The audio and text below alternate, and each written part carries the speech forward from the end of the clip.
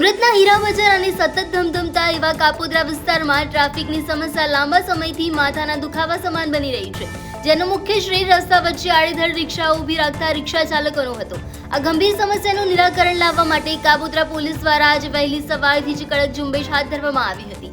આ કાર્યવાહી દરમિયાન ટ્રાફિકના નિયમોનું સરેઆમ ઉલ્લંઘન કરનારા અને જાહેર માર્ગો પર અડચણરૂપ બનતા 15 જેટલા ઓટો રિક્ષા ચાલકોએ પોલીસે રંગી હાથ ઝડપી પાડ્યા છે।